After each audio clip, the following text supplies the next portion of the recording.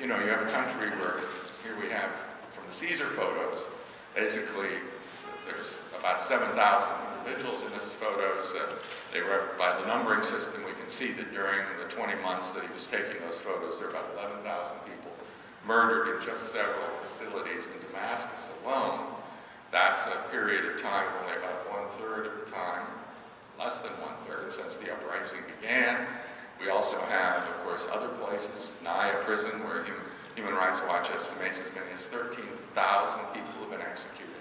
Caesar spoke in the meetings in Washington of 70,000 men, women, and children having been tortured to death in government institutions. I mean, it's not a case of somebody saying, oh, the bomb went astray.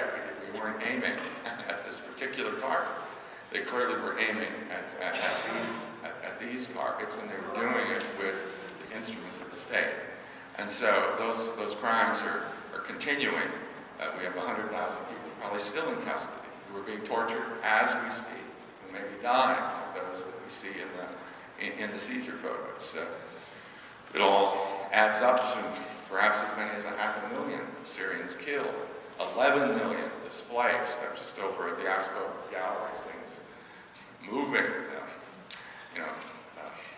representation, as you see on the program here, of families in flight. People don't leave their homes, for minor reasons. They leave them because life is intolerable. They can't survive there, and that's what you hear from the families of the Caesar victims. Their children who are out on deliveries for the dad's business were picked up for no reason other than they were born in a town that was apparently pro-rebel or something. Right? They could help other rebels today, but they'd end up being tortured to death, and they only found out that the son had been tortured to death when the Caesar photos were revealed. But that's another part of our work is working on documentation in war crimes. And a big part of that, a big chunk of that has been the Caesar file itself. From the first time that I had a chance to talk and meet with Caesar, it came right after some of my own family members were taken by Air Force intelligence. And I remember how devastated I was. And I remember just trying to, it's the worst thing is you don't even know what happened to them. And it's become a business for this regime. You know, you pay money so you can make sure that they're tortured less in jail, but you don't even know if they're alive or dead. That's one of the main reasons that Caesar documented what he did. He didn't understand transitional justice or accountability or what political effect it may have. He understood that he saw neighbors that he couldn't inform the mother or the father of that person what happened to his or her son or daughter, and wanted to be able to hold these photos in the hopes that later on he can bring closure to these families, let them know what happened to their loved ones.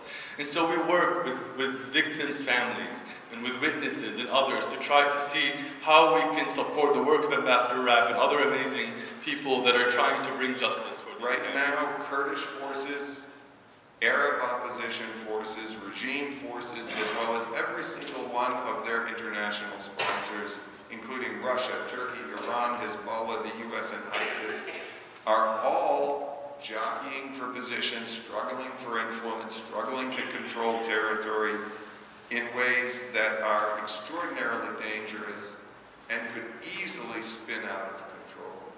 And to give you a sense of just how complex and just how dangerous the circumstances are now in northeast Syria, I want to read just a few sentences that a very prominent Syrian analyst in Washington circulated last Monday, summarizing what's happening.